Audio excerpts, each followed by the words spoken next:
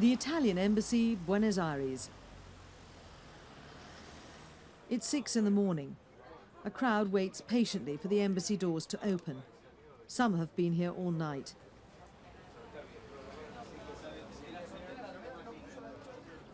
These Argentines are all of Italian descent, the children and grandchildren of immigrants who landed here at the turn of the century. Now, with Argentina's economic crisis showing no sign of letting up, many want to go back to Italy.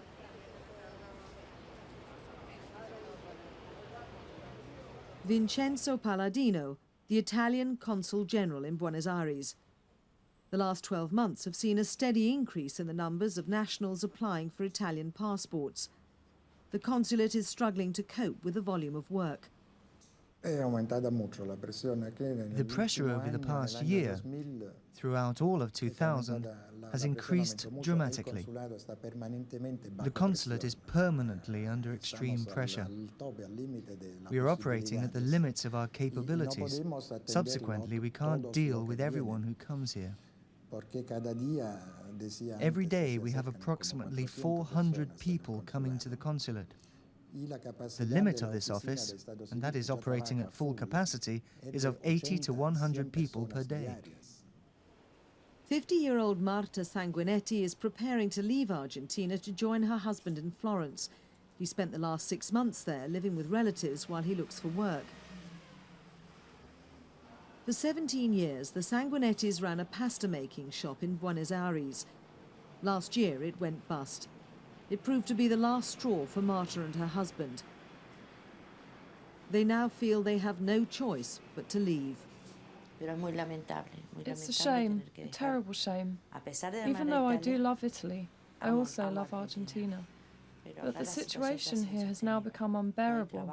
There is no work, none of us feel safe. There are no prospects for anyone. There is no future.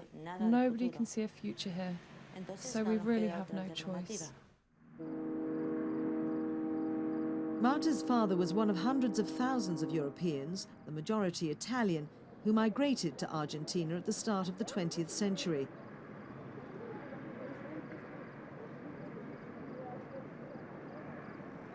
They came to work in the country's factories and farms at a time of economic growth and development.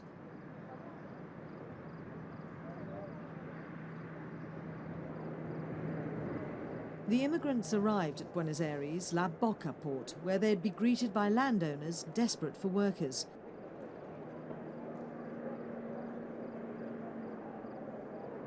It was a prosperous time.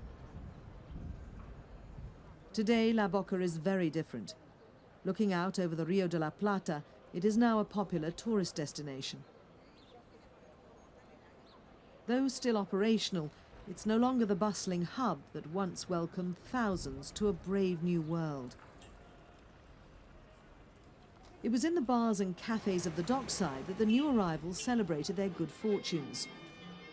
These heady nights spent drinking and singing led to the birth of one of Argentina's best loved and most passionate of traditions, tango.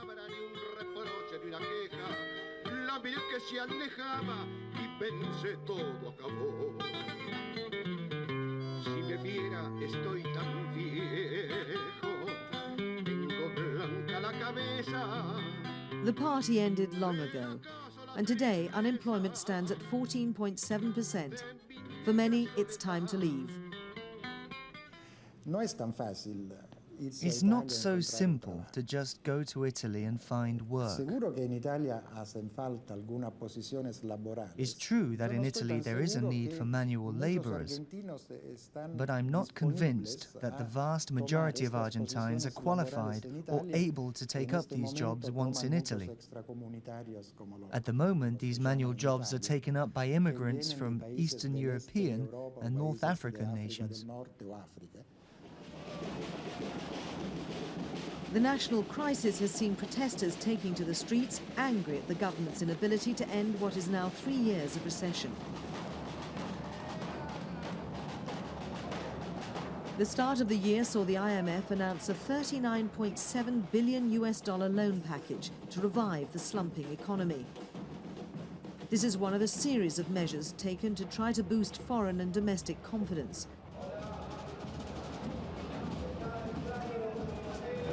But it's done little to change the mood of the nation. A quarter of the 37 million population now live below the poverty line. The country's powerful unions are vowing to step up a campaign of civil disobedience. Protesters are growing increasingly impatient.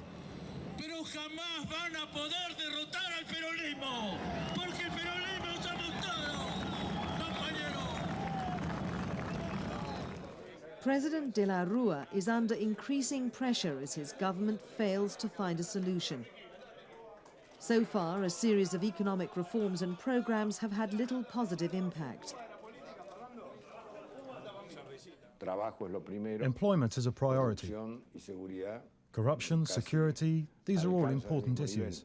These are concrete issues that need to be addressed. But the most important and immediate issue to be dealt with is the state of the economy. We have a tremendous deficit. It's important that we create an environment of support and consensus so that we can all work to reduce spending, improve our debt repayments, improve our credit, and reduce interest rates so that we can move on. Meanwhile, the embassy queues are continuing to form daily.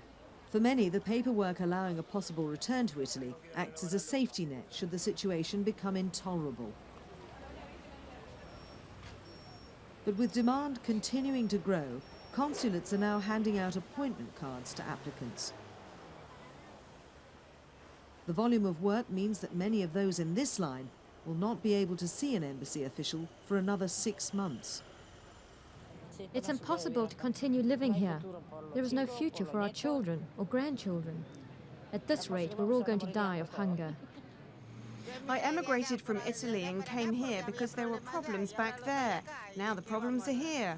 What are we supposed to do? Keep moving? Here we all work but can't survive. The thieves are at the top and the poor are at the bottom. It's a terrible shame, but we all have to go because of the economic situation. The country is marvellous, the common people are marvellous, but those in power are not. Unless the country's economy performs a dramatic and miraculous turnaround soon, this could prove to be the end of the line for thousands of Argentines.